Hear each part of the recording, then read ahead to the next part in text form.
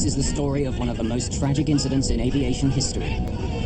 Of how a jumbo jet goes berserk, plunging up and down at 7,300 meters. Of how an innocent mistake made years earlier puts over 500 lives at risk, and how investigators literally stumble on the reason behind the biggest single air crash in history. Japan Airlines Flight 123 is uncontrollable. Next.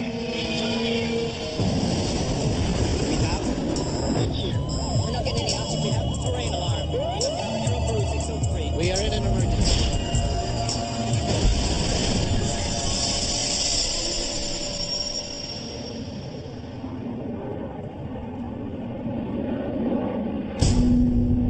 This may be the last video ever taken of Japan Airlines Flight 123. It's late summer, and millions are traveling home for a traditional Japanese holiday. Something exploded.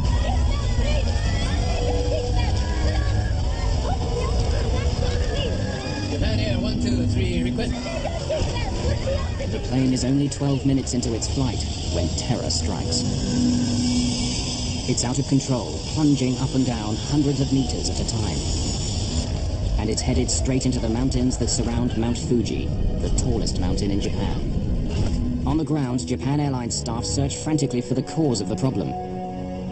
In Tokyo, air traffic controllers try to guide the plane to safety, while the pilots resort to desperate measures to keep the plane aloft.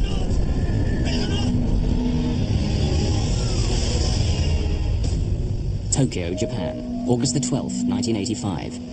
In most of Japan, it's the eve of Obon, when people traditionally honor their ancestors, often returning to their place of birth for family reunions. Tokyo's Haneda Airport is crowded, with thousands trying to get home. On the tarmac, jumbo jets are lining up. Air travel is so popular here that Japan Airlines has to use 747s even for its short internal flights. Tokyo Area Control handles all aircraft over central Japan, including those on their way to and from the city's two big airports, Haneda and Narita. It's 6 o'clock in the evening, but the rush won't be over for hours. Crowded passenger lists and busy controllers make it a typical holiday weekend. Roger, approved as you request. Cathay 456, turn right on heading 250, climb and maintain flight level 240.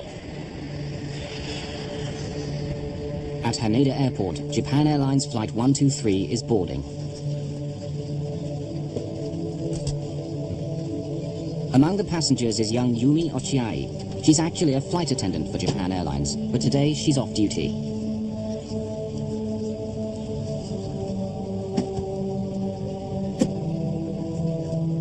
Yumi takes a seat, 4 rows from the back of the plane. At 6:12 in the evening, Flight 123 takes off, heading for the industrial city of Osaka, 400 kilometers to the west. It's filled almost to capacity, 509 passengers and a crew of 15. Japan Air 123, contact Tokyo departure. Roger, Japan Air 123, Air 1... Captain Masami Takahama is 49 years old and one of the airline's senior training captains.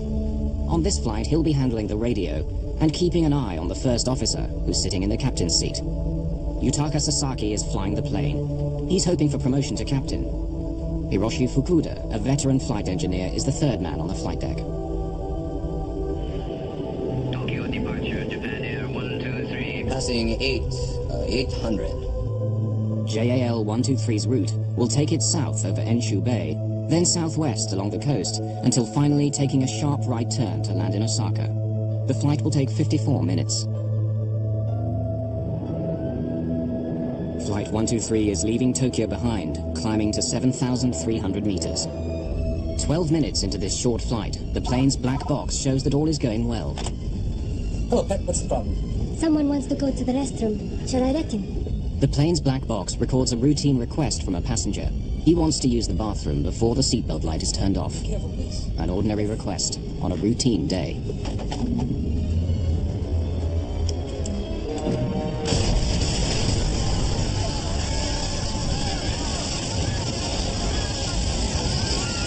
Something exploded.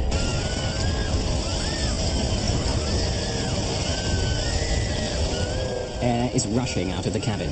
The oxygen masks drop down automatically when the air pressure falls.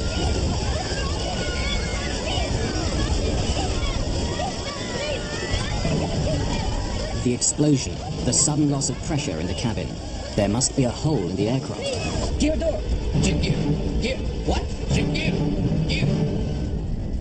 The pilot's first thought is that the landing gear doors have blown off. Squawk 77. 7700 is the emergency code. When the crew radios this code to the ground, air traffic control will know the plane is in trouble. Every plane on the controller's screen carries a label giving the plane's identity. Suddenly, the label beneath Flight 123 changes. Someone in the cockpit has keyed in the emergency signal.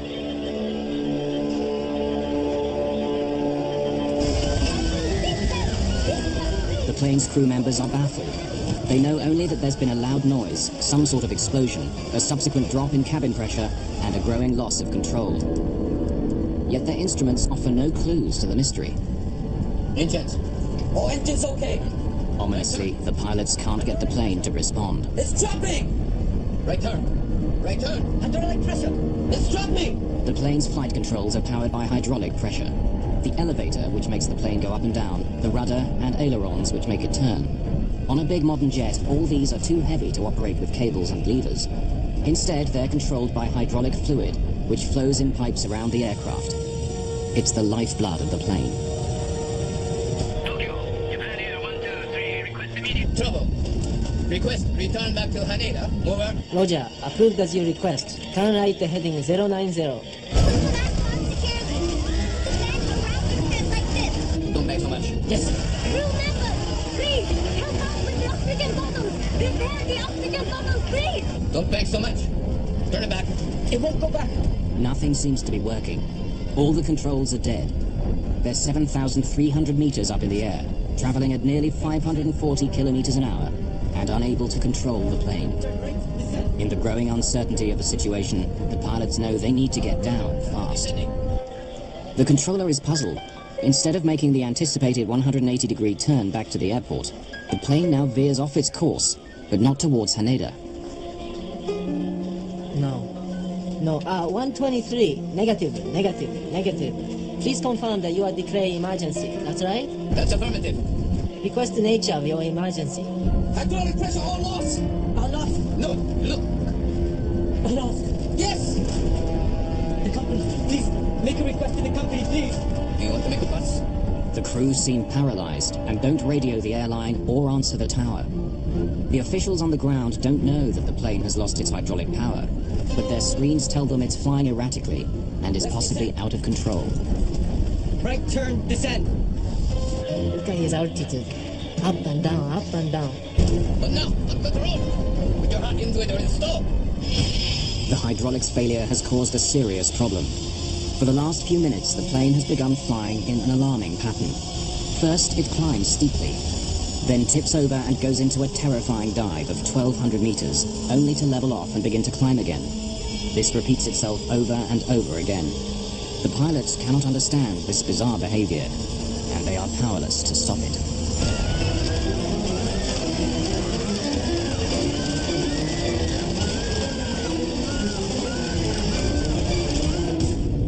Tokyo Area Control, August the 12th, 1985. The controller receives an emergency signal from a jumbo jet that left Haneda Airport 13 minutes ago. Tokyo, Japan Air 123, request immediate. Trouble. Request return back to Haneda. Over. In the cabin, confusion and panic spread like wildfire. There's been an explosion, and now some passengers are gasping for air. Hydraulic pressure's dropped. The plane's precious hydraulic fluid is gone. That's why the flight controls aren't working properly. Don't beg so much. Turn it back. It won't go back. Airline personnel are trained to take charge in a crisis, and passenger Yumi Ochiai helps out even though off duty. At Tokyo Control, the controller is now joined by his supervisor. John 123, he's declared an emergency. Says it's uncontrollable. He says he wants to go back to Haneda, but his heading is all wrong. He can't seem to turn. Get him to Nagoya. That'll be the easiest. It's a straight line. The best solution would be for the plane to switch course to Nagoya Airport, which is 128 kilometers straight ahead. but they'd need to start descending immediately if they're going to land there.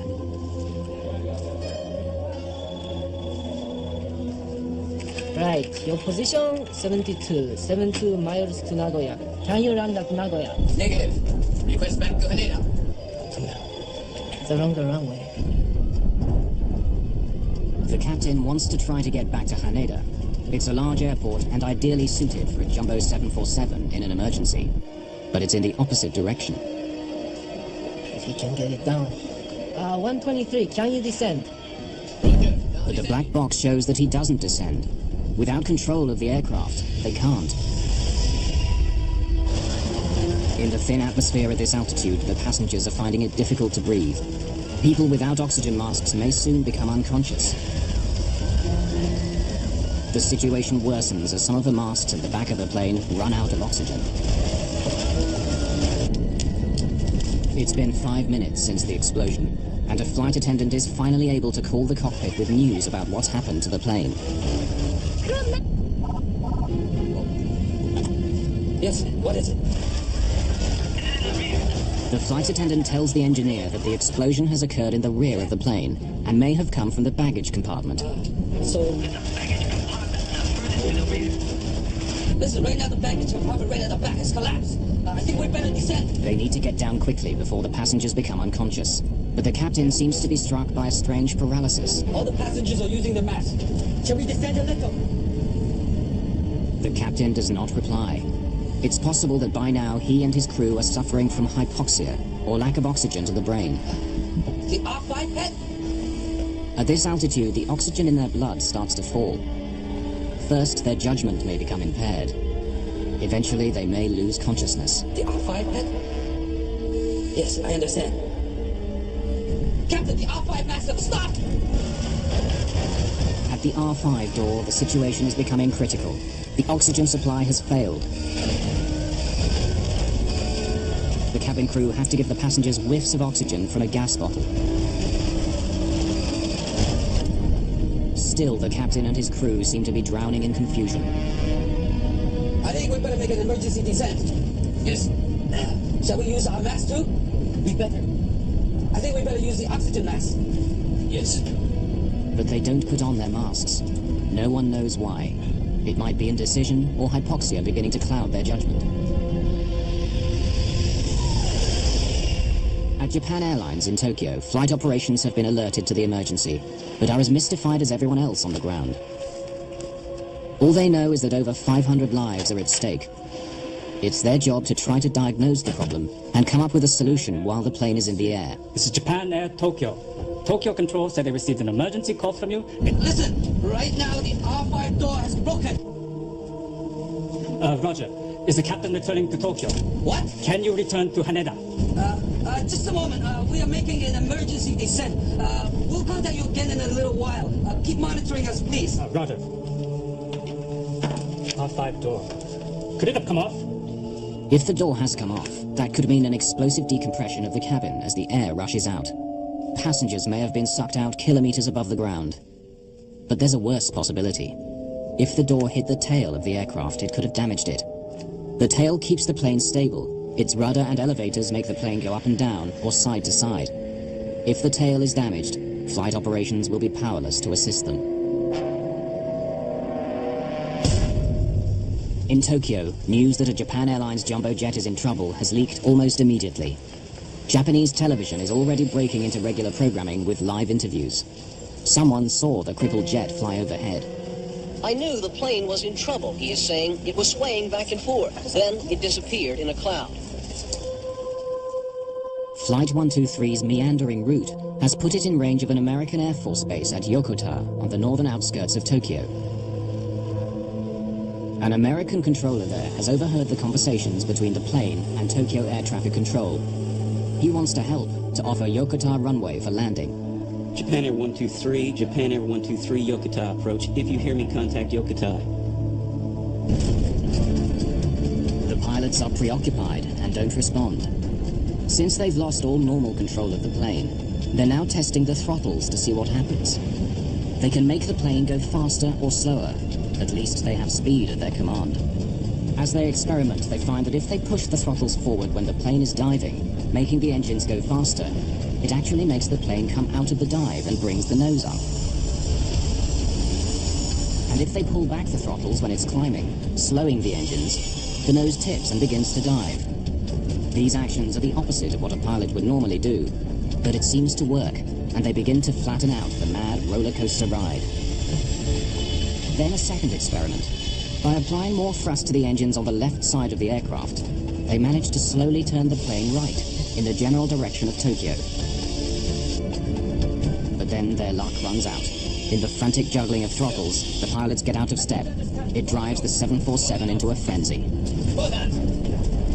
How about gear down? Gear down! Put the gear down! Lowering the landing gear should slow the plane down and make it more stable. Doesn't work. Should I lower the alternative? For safety, 747s employ an electrically run system, separate from the hydraulics, that can lower the landing gear in an emergency. While the engines are turning, they still have electric power. Lowering the landing gear helps stabilize the plane. The drag of the undercarriage has a dampening effect on the pitching motion. But it also destroys the directional control they were getting by applying more power to one side of the aircraft. Close to Mount Fuji, the tallest mountain in Japan, the plane makes an abrupt turn to the right and begins a terrifying dive.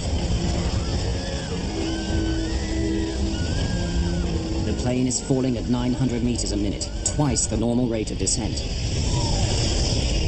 We're going down. Heavy. We are all the way. All the way. It's all the way. Heavy. Hit the gear down. Gear's down. There's no need for alarm. The plane's black box records the flight attendant still trying to calm the passengers. And air 123. Uncontrollable. He's gonna hit the mountain. Tokyo Control, the Navy, sir. This is All station except the Japan Air 123. Keep silent until further advised. uncontrollable. Understood. Do you wish to contact... Stay with us, please. Stay with us. Just as suddenly, the plane comes out of its dive.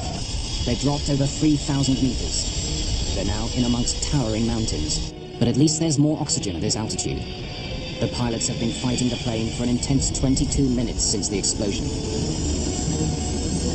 This may be hopeless. The hydraulic fluid is all gone. It's uncontrollable.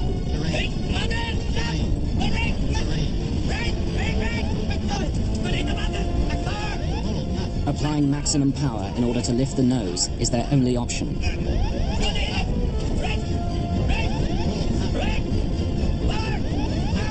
Keep trying! In their efforts to control the plane, they've allowed the speed to drop too much. To escape the mountain, they need maximum power to generate more speed and more lift. Stick with it. It's first out the way. We're losing altitude. Go lower, no. It's lowering. Going down. The passengers grasp the seriousness of the situation. Many of them prepare for the end. But increasing power to avoid the mountains has caused the plane to resume its wayward up and down motions. Having run out of options, the crew is forced to repeat the same futile procedures over and over. They've been fighting the plane for nearly 30 minutes now.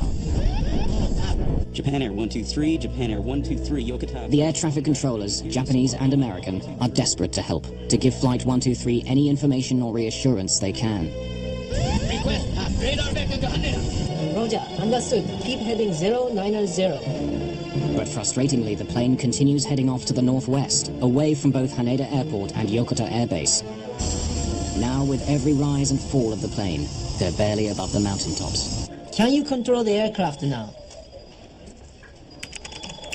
An ominous silence descends on area control. Japan Air 123, switch radio frequency to 119.7. 119.7, please. They try changing radio frequency. If you can, change the frequency to 119.7. There is no reply. If you read, come up on 119.7, we are all ready.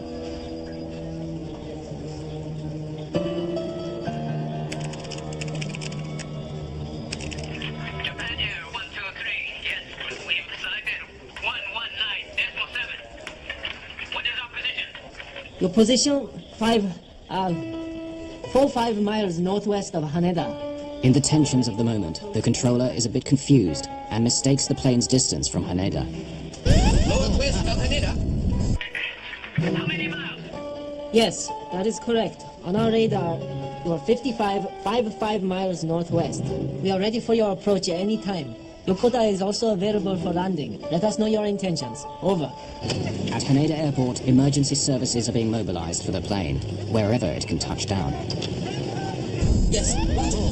They say we're 25 miles west of Kumakaya. Suddenly, the plane goes into a steep dive, the worst yet. The plane is falling at 5,500 meters a minute.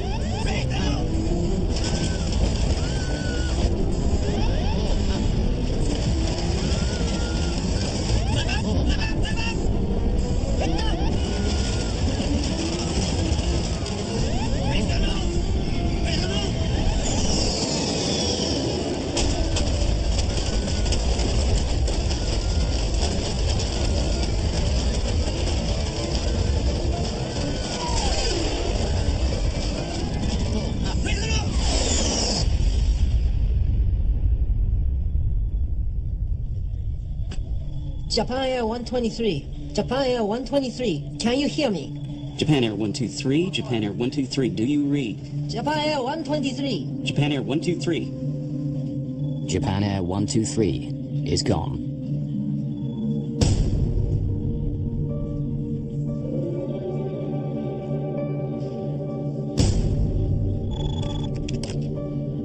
At Tokyo Control, they've lost contact with the Japan Airlines jumbo jet full of passengers.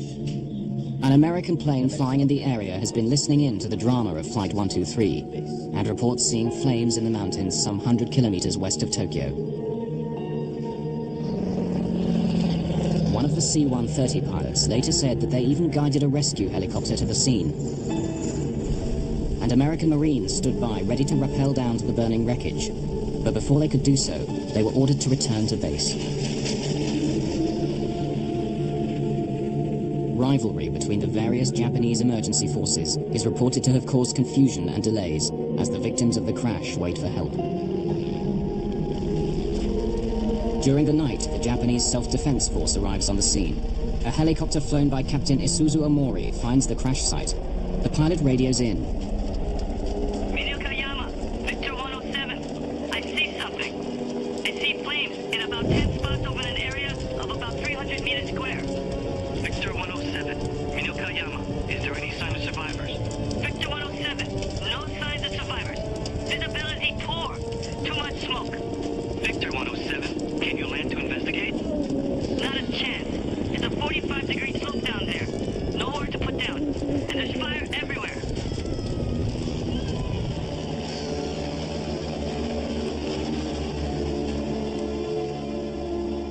Seeing no sign of survivors and unwilling to risk a landing at night, Captain Omori returns to base.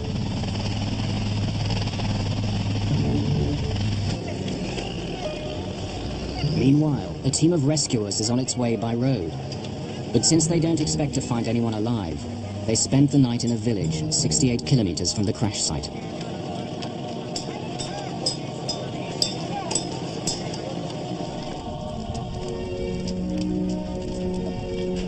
At the crash site, the passengers of Flight 123 lie dying.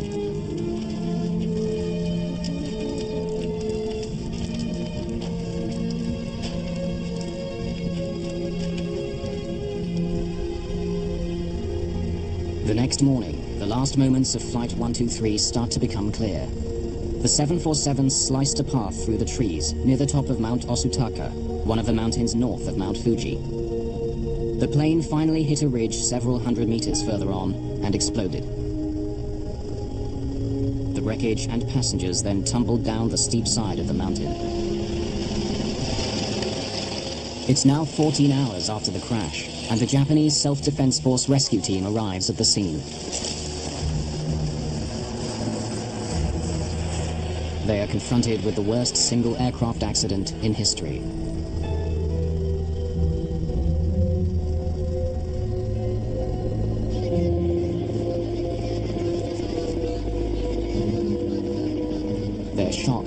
survivor. It's the off-duty flight attendant, Yumi Ochiai, still hanging on to life.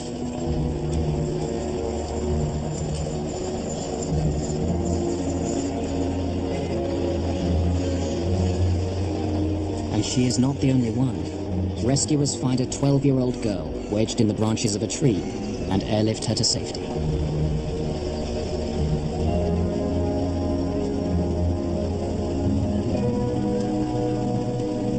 Incredibly, 2 more passengers are alive, a young mother and her 8-year-old daughter. It's nothing short of a miracle. But how have these 4 survived? The human body is believed to be able to stand a forward deceleration of up to 25 times the force of gravity. But investigators report that from the speed at which the aircraft hit the ground, those at the front of the plane experienced a sudden stop of over 100 Gs.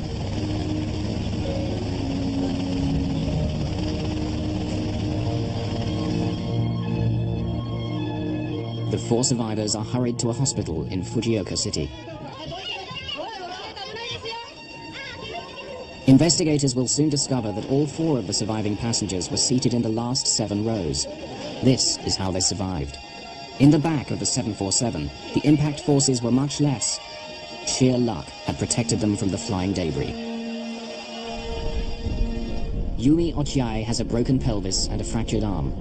She tells a disturbing story of what happened as she lay on the mountain, awaiting rescue, and that many more passengers survived the crash. After the crash, I heard harsh panting and gasping noises from many people. I heard it coming from everywhere, all around me. There was a boy crying, "Mother."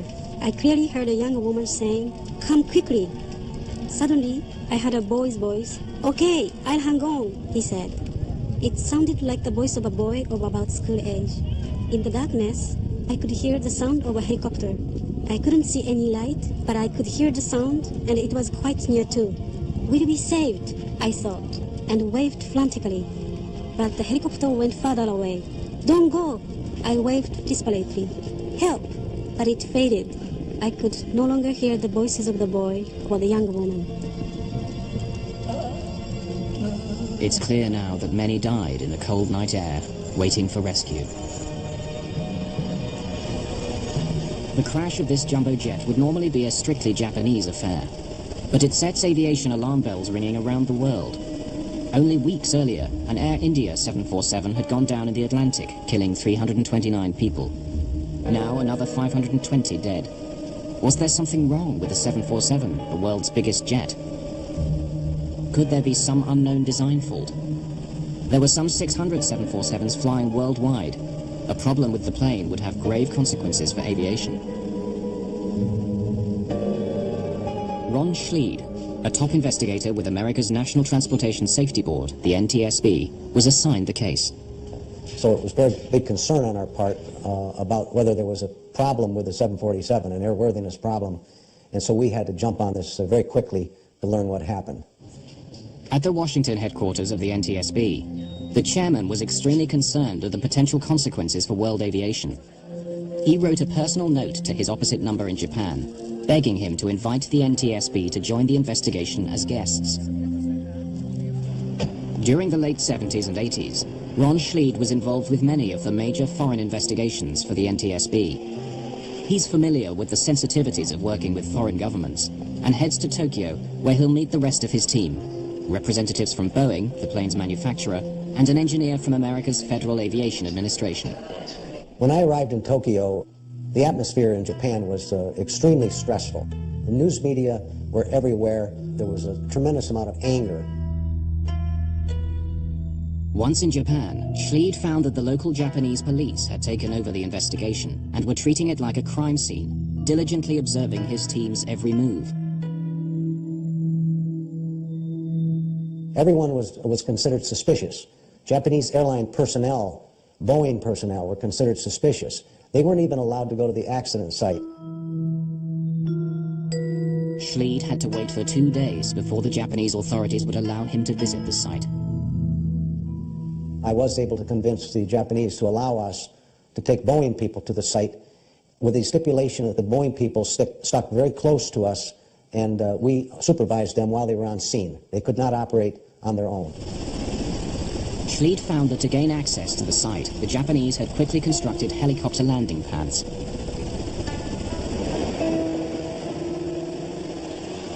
It was an amazing sight to look up at this mountain and see what looked like wreckage from an airplane at a distance, but you could not recognize any part of an airplane. There were scores of helicopters in the air, landing and taking off every couple minutes.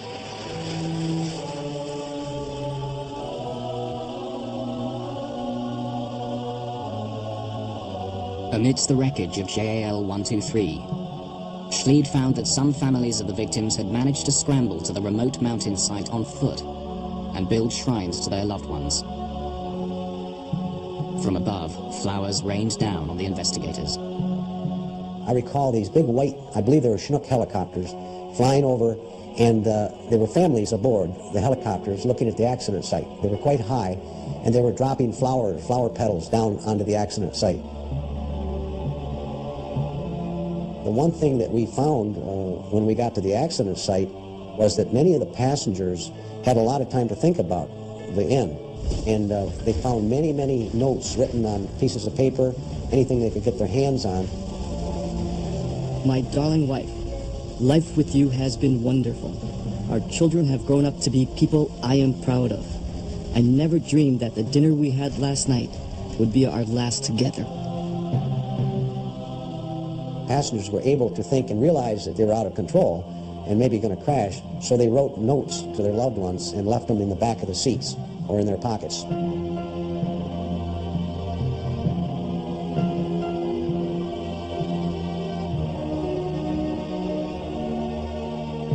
But what could have caused this disaster? Neither the heart-rending letters nor the tangled wreckage yet yield any answer to what happened to Flight 123. Still, the main thing the investigators have to go on are the words on the plane's cockpit voice recorder, those of the plane's flight engineer who had said that door R5 was broken. They believe that the door has somehow come off in flight, crashed into the tail, and damaged the plane's flying surfaces, the horizontal stabilizer, which makes the plane go up and down, the rudder, which controls side-to-side movement. But then, a piece of news that destroys that theory totally. The door had not come off. It's found by the investigators amidst the wreckage. The flight engineer was wrong. Right now the R5 door has broken. The warning light on his panel led him to believe that the door had failed in flight. But the alarm may well have been set off by a short circuit in the electrical system, caused by the ceiling collapsing in the explosion. It was not a broken door that caused Flight 123 to crash. The investigators would have to look elsewhere. Stop the flap! Power! Power! Power!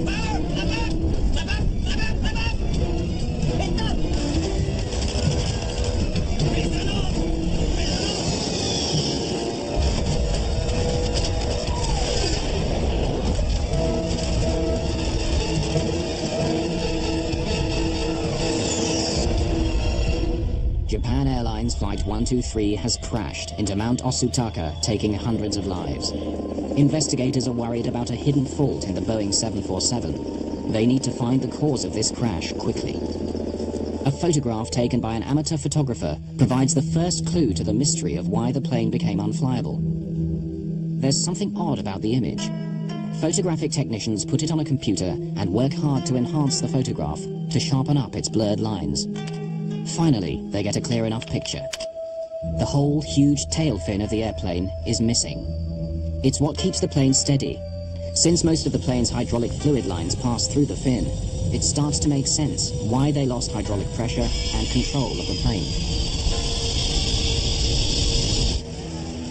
Then, a Japanese Navy ship steaming across the bay south of Tokyo came upon the plane's tail fin floating on the sea. It's at the very spot where the plane had first reported an emergency. Investigators are now certain that the starting point of the accident must have something to do with the tail of the aircraft.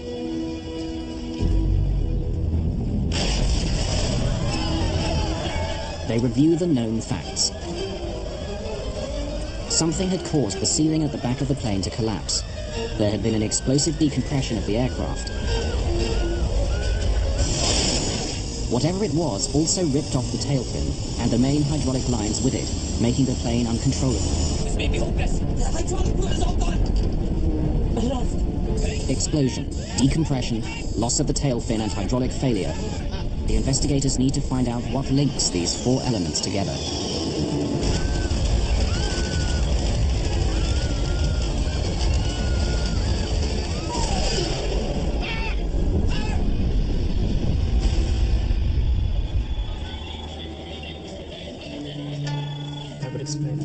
Routinely, the investigators begin by looking back into the plane's history. And they make an intriguing discovery. The plane had been in another accident 7 years earlier. The pilot landed the plane with its nose too high. The tail struck the ground and scraped along the runway. There had been a repair to the rear part of the airplane, including the rear pressure bulkhead. Well, all modern jets, aircraft, when they climb, they have to be pressurized to keep the cabin to a reasonable level for the passengers. So let's take a 747. When a 747 is on the ground, it's actually somewhat oval-shaped. And as it climbs and pressurizes, it becomes more circular. The rear pressure bulkhead is like a huge metal umbrella lying on its side at the very back of the plane. Its purpose is to stop pressurized air escaping from the cabin out through the tail of the aircraft. It must be very, very heavy and strong because the forces are tremendous. They're over 8 psi differential, a lot of pressure. The design of the 747 aft pressure bulkhead was what they call a dome. And it was designed to take the pressure with a lot less heavy metal. And it's a typical design. It's a pressure dome. 7 years earlier, Japan Airlines called in Boeing to repair the cracked bulkhead. Boeing engineers spliced a new panel into the damaged bulkhead. But at the accident site of Flight 123 in 1985, Ron Schleid stumbled across a piece of wreckage that unraveled the whole mystery. It was a piece of this new panel that had been spliced into the bulkhead. The repair had in fact not been done correctly. There was only one row of rivets holding that joint together, where there should have been 2 rows of rivets holding the joint together. To explain to the Japanese investigators what he discovered, Ron Schleid sketched out how the repair should have been made and the mistake that had been made. It was a catastrophic error. The rivets were carrying twice the force they should have been. One of the FAA engineers there did some calculations for us based on this earlier repair of the bulkhead. And his theory was if the repair wasn't done correctly, for example, if they had not put the rivets in properly and they only had 1 row of rivets holding the bulkhead together versus 2 as designed, that it possibly would fail prematurely. The FAA engineer calculated that the faulty repair to the bulkhead would fail after 10,000 flights. From the moment the repair was done, it was simply a matter of time. The investigators found that a simple human error had led to this.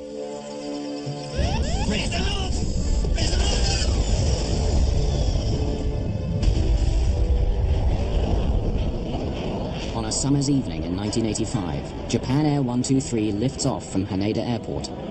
It's the 12,319th takeoff since the repair of the damaged bulkhead, a repair that the investigators calculated would only hold for 10,000 flights.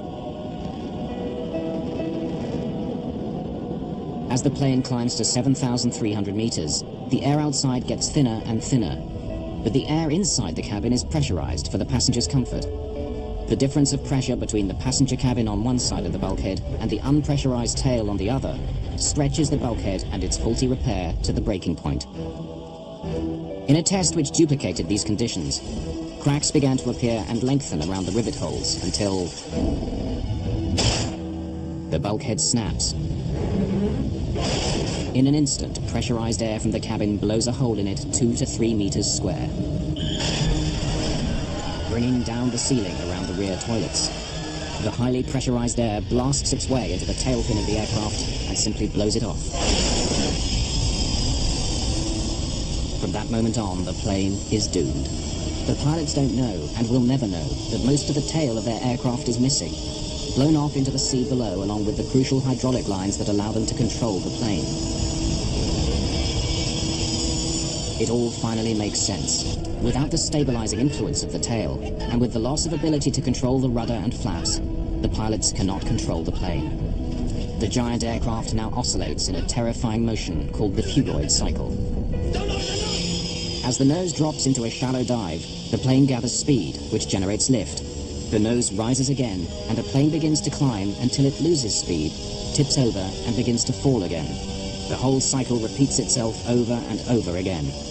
Flight 123 is now plunging up and down in terrifying dives, sometimes several hundred meters at a time.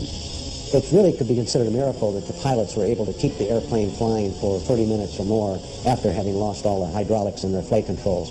But it kept circling and eventually worked its way into the mountains, and it became impossible for them to land. There was no real alternative for them at all, except to fly as long as they could and hope for some miracle, which never occurred.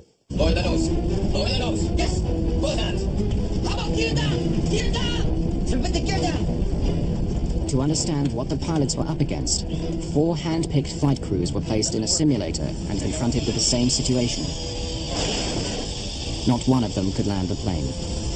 The pilots of Flight 123 managed to keep their plane in the air for 30 minutes, much of it among high mountains, an amazing feat of flying. Back in Tokyo, as the cause of the JAL accident was identified, Ron Schleid had to break the news to his colleague from Boeing, one of the top designers of the 747. The simple truth was that a single row of rivets had been used when a double row was required. And when we described our findings to him, you can imagine this Boeing man became very, very upset. Personally was crying because of the fact that his airplane that he designed and then the people that did the repair, because it was Boeing people that designed and did the repair, had made an improper repair that caused the airplane to crash. The Japanese police wanted to bring criminal charges against Boeing for its part in the tragedy, but the prosecutors decided not to go ahead. Boeing's reputation was damaged, but if they could derive any comfort at all from this tragedy, it was that there was no inherent fault in the 747. The plane continues on to become one of the most successful civil aircraft of all time. However, Japan Airlines, the innocent party, had no such comfort. After I left the scene and came home, it was my understanding that one of the senior Japanese Airlines maintenance managers actually committed suicide. The Japanese Airlines president resigned. The bookings slumped. Rumors abounded in Japan that the airline was indeed guilty, and that Boeing was just taking the rap for a valuable customer. It's taken years for Japan Airlines to recover from this experience, the worst single plane crash in history.